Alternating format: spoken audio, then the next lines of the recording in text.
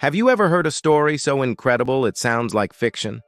A story of a delinquent kid who became an Olympic runner, then a World War II bombardier survived a plane crash in the middle of the Pacific, spent 47 days adrift on a raft, and then endured years of brutal captivity as a prisoner of war. Well, this isn't a Hollywood movie plot. It's the real life of Louis Zamperini. Louis started out as a troublemaker in Torrance, California. He was always getting into scrapes, a handful for his immigrant parents. But his older brother, Pete, saw something special in him. He saw a fighter. So Pete pushed Louis into running track, channeling that rebellious energy into something positive. And it worked. Louis didn't just run, he flew. He became so fast he was nicknamed the Torrance Tornado, smashing high school records and earning a spot on the U.S. Olympic team for the 1936 Berlin Games. Imagine this, a 19-year-old kid who just a few years earlier was on a path to nowhere, now standing in the same stadium as Adolf Hitler, competing against the world's best. He didn't win a medal in the 5,000 meters, but his final lap was so astonishingly fast that Hitler himself requested to meet him. Louis Zamperini had found his calling. His eyes were set on the 1940 Tokyo Olympics, where he was a favorite to win gold. But history had other plans.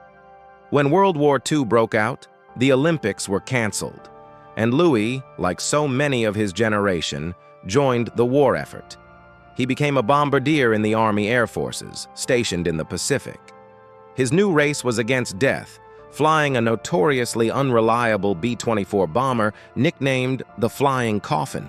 On May 27, 1943, during a search and rescue mission, his plane malfunctioned and crashed into the vast, empty Pacific Ocean. Out of the 11 men on board, only 3 survived.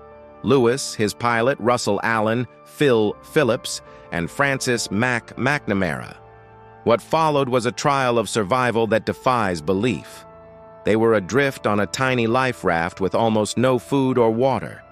They battled scorching sun, raging storms, and circling sharks. They caught fish and albatross with their bare hands, collected rainwater to drink, and fought off delirium and despair. After 33 days, Mac sadly succumbed to starvation and exhaustion. But Louis and Phil held on. For an unbelievable 47 days, they drifted over 2,000 miles, their bodies withered, but their spirits unbroken. Just when they thought their ordeal was over, they were rescued, only to find themselves in an even worse nightmare. They had been captured by the Japanese Navy. Their journey from castaways to prisoners of war had begun. For the next 2.5 years, Louis was shuttled between various brutal POW camps. He was starved, beaten, and subjected to unimaginable psychological torture, singled out because he was a famous Olympian. One of his chief tormentors was a corporal named Mutsuhiro Watanabe, nicknamed the Bird.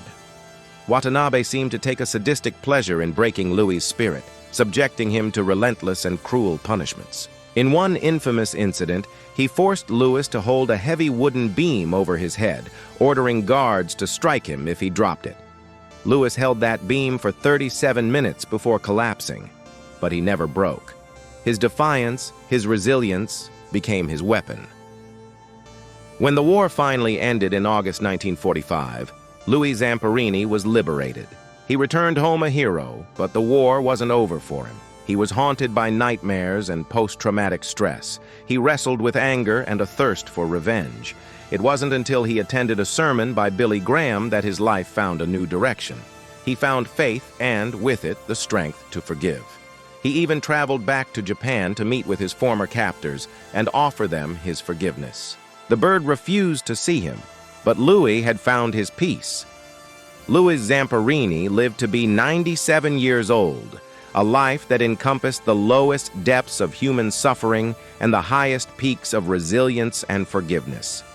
His story is a powerful testament to the indomitable strength of the human spirit. It reminds us that no matter how dark the circumstances, how hopeless the situation, there is always a capacity for endurance, hope, and ultimately, redemption. Thank you so much for watching and sharing in this incredible story. If you found it as inspiring as I did, please hit that like button, subscribe to the channel, And ring the bell so you don't miss our next deep dive into history. See you in the next one.